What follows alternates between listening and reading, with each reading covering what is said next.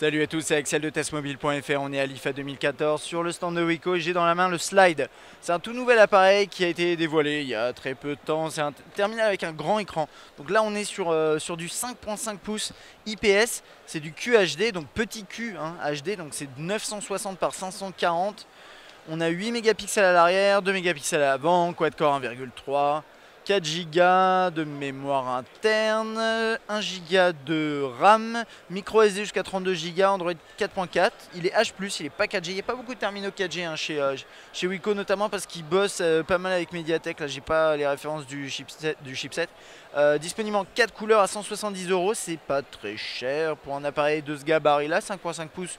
QHD, pourquoi pas, on aurait bien aimé peut-être un tout petit peu plus au niveau de la résolution sur du 5.5, mais à l'œil là comme ça c'est pas si mal que ça. Alors d'un point de vue design, qu'est-ce qu'on a? On a quelque chose assez classique pour du Wiko, ouais, avec peut-être petite barre chromée là, un petit peu étrange peut-être, mais ou pourquoi, ça dépend de vos goûts quoi.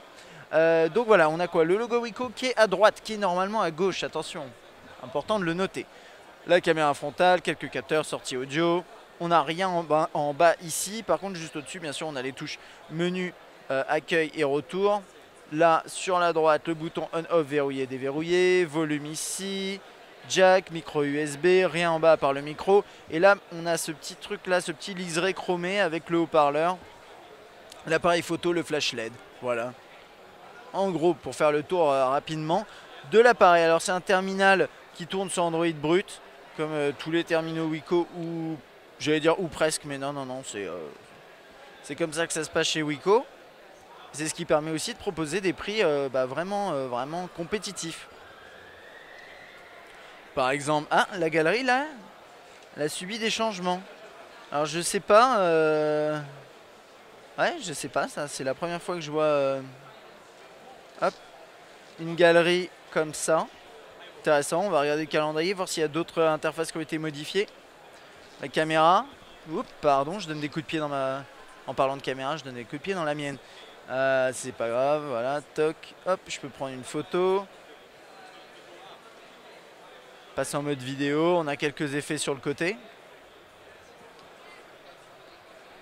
Je voulais voir le clavier rapidement, ce que ça donne. Je me demande si on peut taper à une main sur un... Ouais, si, quand même largement. Enfin, à une main, oui, si vous le tenez comme ça. C'est pas ultra facile, mais c'est plutôt à deux mains sur du 5.5 pouces. Mais il est assez optimisé. Les bordures sont pas trop grosses. Lecteur audio classique. Puis après c'est à peu près tout. Je crois qu'on a deux SIM. Ouais, dual SIM comme la majorité des terminaux Wiko. Je le mentionne pas toujours dans mes prises en main Wiko, mais c'est un classique. Puis voilà, c'est à peu près tout pour ce slide.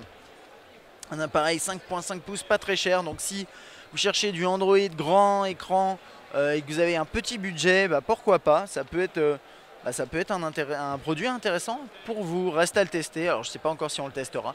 On verra bien ça ces prochaines semaines. Allez, à bientôt.